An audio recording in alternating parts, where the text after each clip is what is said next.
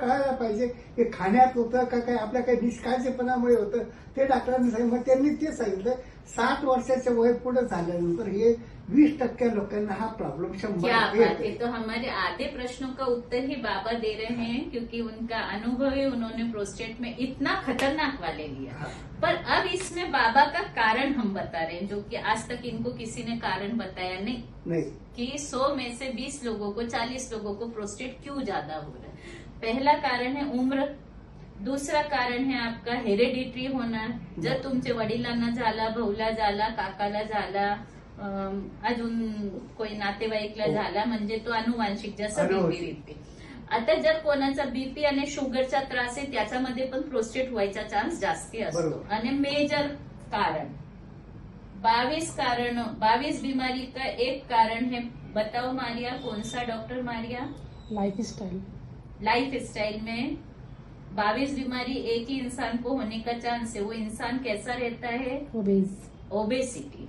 तो हमारी doctor Maria ने सही आंसर दिया है कि बाबा का जो कारण सपड़ा है कि उनकी हड्डी का जख्म भर नहीं रहा था, कि वह प्रोस्टेट ग्रंथि की समस्या थी, कि वह अभी भी जो समस्याएं आ रही है कि पेन हो रहा है शियाटिका नर्व का, डिस्क प्रोलेप्स का, तो उनका कारण भी क्या है? ओबेसिटी, मोटापा। तो प्रोस्टेट की ये 4 कारण मी सांगितले कोण कोण से, एक वयाच्या हिसाबातून, एक बीपी शुगरच्या मुले, एक अनुवांशिक आणि चौथा काय आहे? ओबेसिटी म्हणजे मोटापा. तुमच्यामध्ये 3 कारण आम्हाला सापडले, बीपी, मोटापा आणि वय है ना. तो आता जे आम्ही लक्षण पण तुम्हाला सांगून दिले आणि आम्ही तुम्हाला कारण पण सांगून दिले. आता आपण आले पुढचा नियोजन करायचं. लक्षण सांगून दिले, लघवीचा त्रास आहे मेनली. आता पुढचा नियोजन कसं करायचं, तर तुम्ही काय काय केलं होतं? झाला तुम्हाला प्रोस्टेट, लघवी थांबून गेली, मग कोणती रिपोर्ट काढली? रिपोर्ट काय सोनोग्राफी केली, डॉक्टरांनी जे गोळ्या काही घेतल्या पण त्याच्यावर विश्वास ठेवला.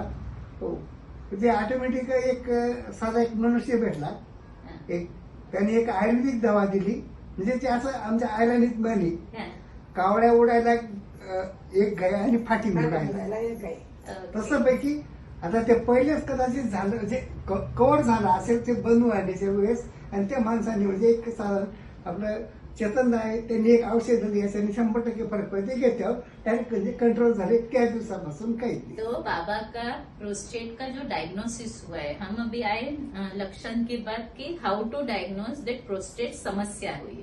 अब प्रोस्टेट ग्रंथि में बीमारियां 4-5 प्रकार की हो सकती है. एक तो इनको बिनाइन प्रोस्टेटिक हाइपरप्लेजिया था. हाइपरप्लेजिया क्या है कि वो ग्रंथि है जिसमें कि उम्र के साथ वाढ़ ज्यादा हो गई, 20 ग्राम का चाहिए 40 हो गया, 60 हो गया, 70 हो गया. पर और क्या क्या चीजें होती है उससे रिलेटेड, वो है प्रोस्टेटाइटिस, मतलब प्रोस्टेट ग्रंथि का इन्फेक्शन, प्रोस्टेटिक कैल्कुलाई होता है, प्रोस्टेटिक कैंसर होता है, और प्रोस्टेट में ज्यादा इन्फेक्शन रहा तो इवन बहुत ही ज्यादा सीवियर रहा तो इनफर्टिलिटी भी हो सकता है. एंड प्रोस्टेटिक कैल्कुलाई जो होता है यूजुअली उसका सिम्टम जो आता है ऑब्स्ट्रक्शन होगा, प्रोस्टेट इनलार्जमेंट जैसा ही, उसमें भी सिस्टाइटिस हो सकता है, यूरिन को मिक्चुरेशन को प्रॉब्लम हो सकता है. उसके बाद प्रोस्टेटाइटिस में भी वही फीवर, वही सिम्टम रहेगा, एक्सेप्ट उसमें fever with chills end rigors रहेगा क्योंकि इन्फेक्शन हुआ है. अब प्रोस्टेटाइटिस को अगर टाइम पे कवर नहीं किया तो प्रोस्टेटिक एप्सिस हो जाता है. एप्सिस म्हणजे पूची गाठ बनून जाते.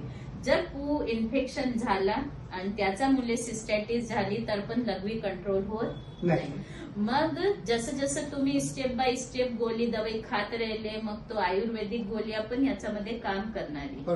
मग ते मेडिसिन घेतली की बाबाची पोस्ट ऑप, म्हणजे बाबाच्या TURPचं ऑपरेशन होऊन गेलेलं होतं आणि त्यांना कंट्रोल 2-3 महिने झाला आणि कपड्यामध्ये युरिन व्हायची. सगळ्यात जास्त त्रास तो है जिंदगी, कारण तो जेवण पण जाणार नाही. तो ये समस्या है. प्रोस्टेटिक ग्रंथि में क्या क्या हो सकता है? बिनाइन प्रोस्टेटिक हाइपरप्लेजिया, फिर उसके बाद हो सकता है prostatitis, prostatic एप्सिस, prostatic कैल्कुलाई end prostatic cancer. Prostatic cancer जो कि हमारे सर के सगळे मामा को हुआ था, असं लक्षण होऊन ते एक दिवस माझ्याकडे आले आणि आम्ही रक्त चेक केलं. तुमचे पण डॉक्टरने तुमचा रक्त चेक केलेला आहे की हे कॅन्सर तर नाही आहे. कॅन्सर मध्ये काय असतो, जसं आता रिपोर्ट करायचे सोनोग्राफीवर कळतो की या 5 प्रोसिजर मधातून 5 आजार मधातून कोणता आजार आहे. आता आजारचं नियोजन कसं करायचं, म्हणजे तुम्ही सोनोग्राफी करून घेतली, पण सोनोग्राफीच्या बरोबर एक राहतो की प्रोस्टेटिक कॅन्सर हे की प्रोस्टेट साधी गाठ वाढलेली आहे, त्याला चेकअप करायला कसं कळतो, संडासच्या भागाला पर रेक्टल एक्झामिनेशन मध्ये समजतो.